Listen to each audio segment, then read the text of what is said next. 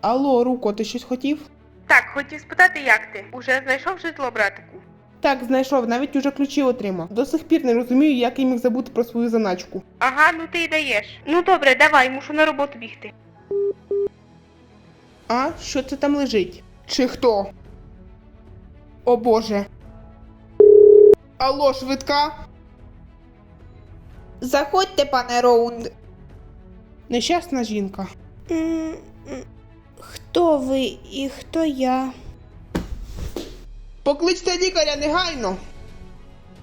Лікар сказав, вона що, так сильно налякана? От чорт, я ж заспокоювати зовсім не вмію. Лікар сказав, що в тебе амнезія, але нічого страшного. Зараз викличу таксі і поїдемо додому. До кого додому?